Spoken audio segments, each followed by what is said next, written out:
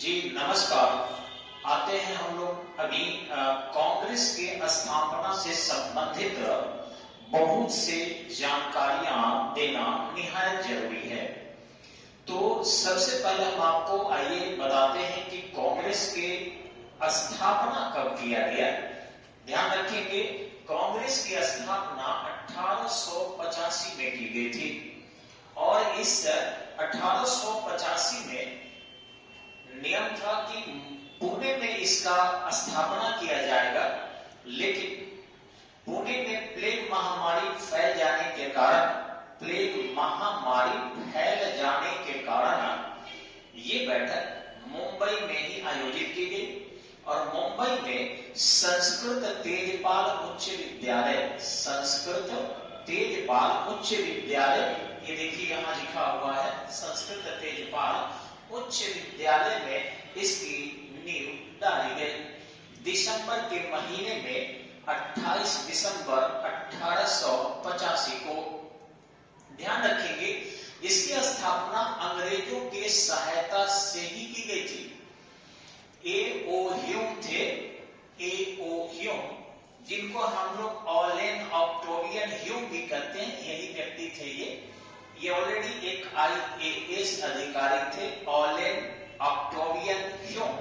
उन्होंने ही पत्र व्यवहार करके कांग्रेस पार्टी की स्थापना की राय मांगी थी और इस प्रकार जब कांग्रेस की बैठक हुई तो व्योमेश चंद्र बनर्जी यानी WC बनर्जी पहले इसके अध्यक्ष बने।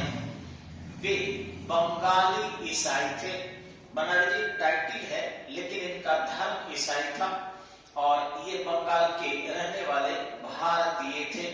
तो इस तरीके से व्योमेश चंद्र बनर्जी इसके पहले अध्यक्ष बने थे। अब रही बात इसके बैठक में, खैर बहुत कम मेंबर, पहली बैठक में 74 मेंबर जो है उपस्थित रहे, जिसमें ज्यादातर वकील लोग थे और दूसरे पोजीशन पर पत्रकार थे। चूंकि जो स्थान की घोषणा 1884 में की गई थी वह स्थान बदल गया था और ऐसी स्थिति में वहां कम लोग पहुंचे थे। दूसरी बैठक जो कोलकाता 1886 में की गई थी वहां पर 436 लोग थे। ये आपके 1886 में 436 लोग गए हुए थे आपके कोलकाता में और इस तरीके से वहां बैठक में कुछ भीड़ें हुई थी। किसी भी ऑर्गेनाइजेशन को प्रारंभ में दिक्कतें आती है, लेकिन आप यहां देखेंगे आकर आखिर कांग्रेस के विकास के कुल कितने चरण हैं। बैठक तो ठीक है कि सभी कर लेंगे, सभी किताबों में है, लेकिन इनके विकास को इतिहासकारों ने 3 चरणों में बांटा है। पहला चरण इनका 1885 से 1905 के बीच माना जाता है। इस चरण में कांग्रेस उदारवादी नीति को अपनाई थी। ठीक इसी ढंग से 1905 से 1919 के बीच उग्र चरण, कांग्रेस का उग्र चरण अर्थात उग्रवादी चरण माना जाता है और तीसरे चरण जो 1919 से 1947 तक 1919 से 1947 तक है, उस चरण को गांधीयन चरण अथवा आजादी का चरण कहा जाता है। ये चरण आपको भारत में आजादी दिलाने में सफल रहा। अब रहा कि अलग अलग इसके चरण क्यों बांटे गए हैं, तो इस पहलू पर चर्चा हम करेंगे ठीक इसके बाद। यहां देखेंगे हम कि कांग्रेस के स्थापना का उद्देश्य क्या था। ध्यान रखेंगे, इसके 2 उद्देश्य थे। ये पहला उद्देश्य था भारतीय और दूसरा उद्देश्य था ब्रिटिश। पहले उद्देश्य में हम देखेंगे भारतीयों का क्या था। भारतीयों का उद्देश्य था कि अगर अंग्रेजों की सहायता से एक नेशनल लेवल पार्टी की स्थापना की जाती है, निश्चित ही हम धीरे धीरे अपने उद्देश्यों में कामयाब रहेंगे और कामयाब हुए भी। हम एक एक करके बताएंगे, लेकिन ध्यान रखेंगे इस देश में बृहद स्तर पर इसके पहले भी कई संगठन थे। सबसे पहले जो आधुनिक काल में पूरे भारत भारत के स्तर पर संगठन अगर बुद्धिजीवियों का कोई बना था तो वह था 1838 का लैंड होल्डर्स एसोसिएशन। ध्यान रखेंगे 1838 में, ठीक है। इसी समय में लैंड होल्डर्स एसोसिएशन की स्थापना की गई थी। आपके प्रतियोगिता परीक्षा में यदि प्रश्न आता है IAS में, BPSC में, बिहार दरोगा में या फिर CDS NDA किसी भी परीक्षा में समान अध्ययन के अंतर्गत कि भारत का राष्ट्रीय स्तर पर कौन सा पहला संगठन बना था, तो आपका ये होगा 1838 का लैंड होल्डर्स एसोसिएशन। रही बात कि फिर अगर पूछे कि पॉलिटिकल कौन सा ऑर्गेनाइजेशन था, तो ध्यान रखेंगे कि सुरेंद्रनाथ बनर्जी द्वारा सबसे पहले जो राष्ट्रीय स्तर की दल बनाई गई थी 1876 से 1878 के बीच में, वह था आपका नेशनल एसोसिएशन। नेशनल एसोसिएशन बहुत बृहद स्तर पर काम नहीं कर सकी। उसी बीच आपके कांग्रेस की बातें आ गई, तो यहां आएंगे तो समझेंगे यानी अंग्रेजों का आखिर क्या रोल था। और AOU, ये देखिए ये जो व्यक्ति था आखिर क्यों चाहता था कि एक राष्ट्रीय स्तर का संगठन बने, मैं बता रहा हूं, एक एक करके थोड़ा जानने का प्रयास करेंगे आप। पहला कि वो स्वयं एक IAS अधिकारी था। ध्यान रखेंगे 1949 1 जनवरी के पहले, 1 जनवरी 1949 के पहले IAS को, इंडियन एडमिनिस्ट्रेटिव सर्विसेज को ICS, इंडियन सिविल सर्विस कहा जाता था। और इंडियन सिविल सर्विस की शुरुआत लॉर्ड कॉर्नवालिस ने 1786 में शुरू की थी, जो मनोनयन पद्धति से था। ये भारत के प्रशासन के लौह स्तंभ माने गए हैं। ये अंग्रेजों के प्रशासन को या जो कहें साम्राज्यवाद को बहुत मजबूत बनाया, क्योंकि सबसे ज्यादा बेहतर प्रशिक्षण और सबसे ज्यादा इंटेलेक्चुअल लोग ICS में आते थे। अब रहा कि इनके द्वारा देखा गया कि 1857 में एक बहुत बड़ा विद्रोह जो है यहां पर हुआ था। अब 1857 के जो विद्रोह हुए थे, इसमें बहुत से अंग्रेज मारे गए थे, पटना तक भी मारे गए थे।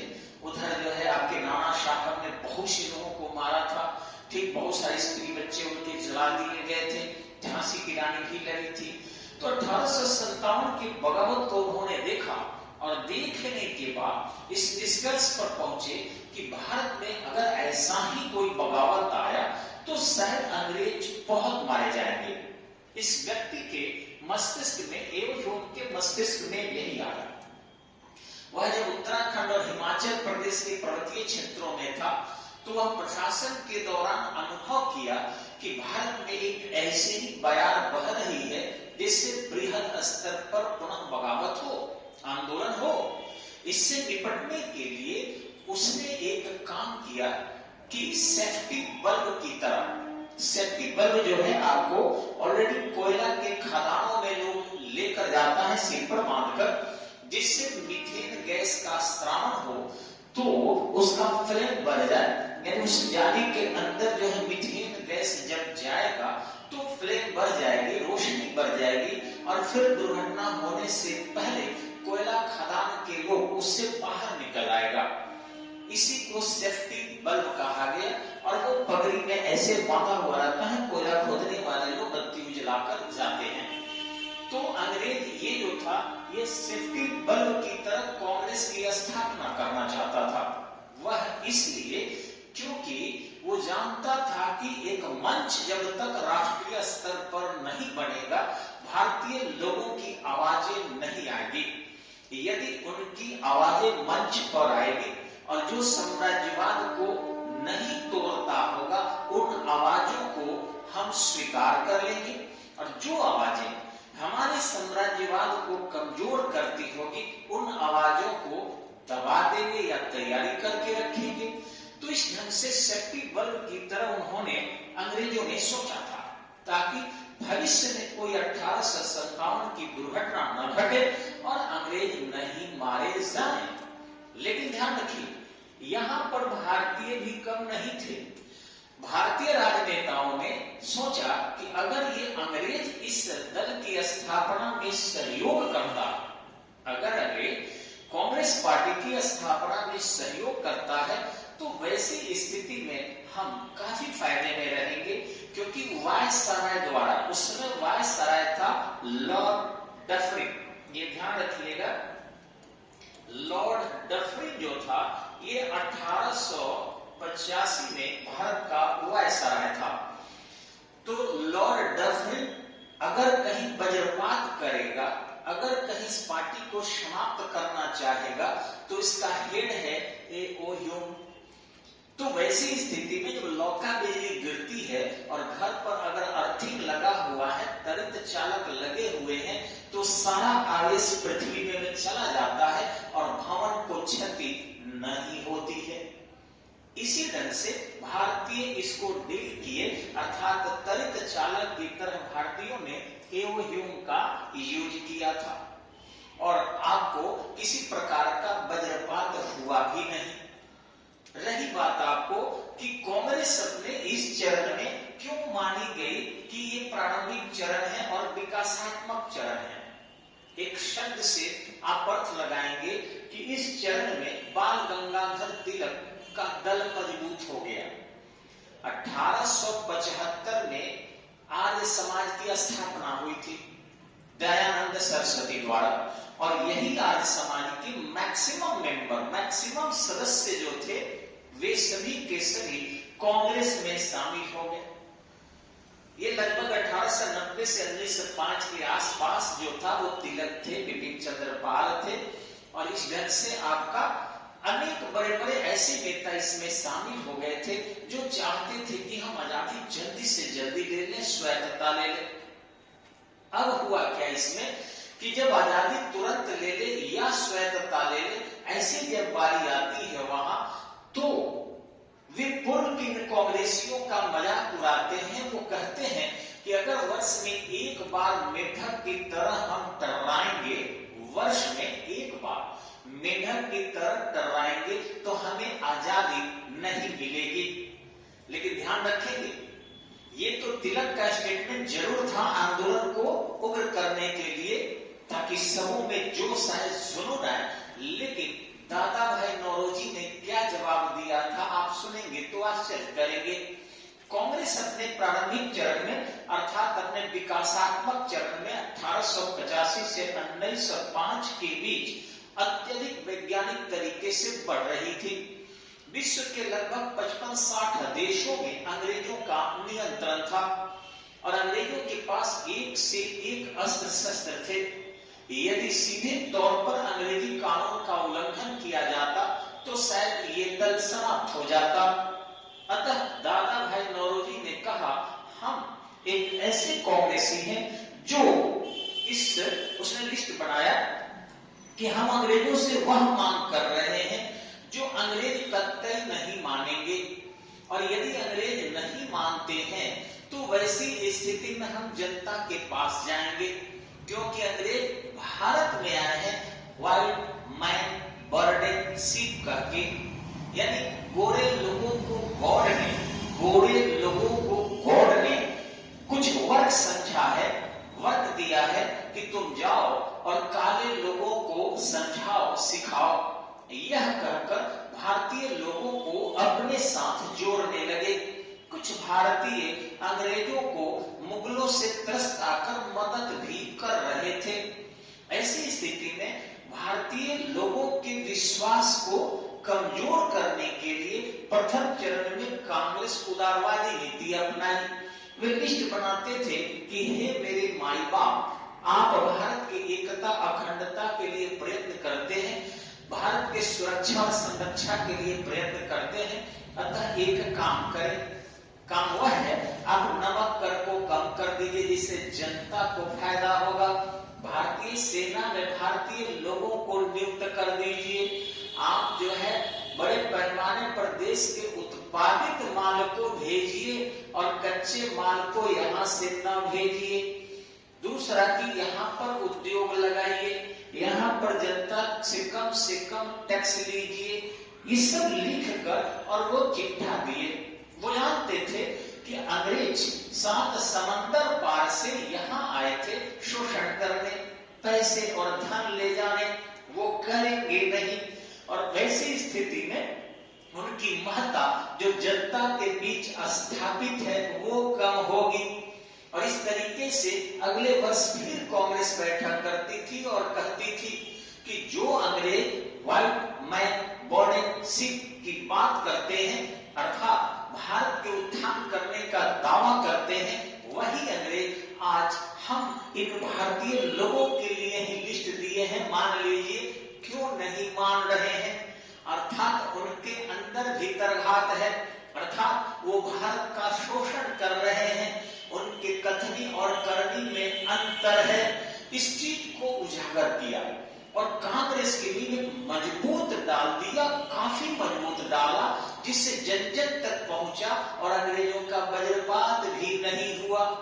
लेकिन जब ये उग्रवादी आ गए इसमें, तो वैसी स्थिति में ये लोग अपने, यानी बिपिन चंद्र पाल थे, बाल गंगाधर तिलक थे, ये लोग मांग करने लगा, लाला लाजपत राय थे कि हम में से कोई अध्यक्ष बने। इसी बीच मुस्लिम लीग की स्थापना हो गई और लीग की 6 में जैसे ही स्थापना हुई, 7 में कांग्रेस सूरत टूट गया, यानी सूरत बिगड़ गई कांग्रेस की।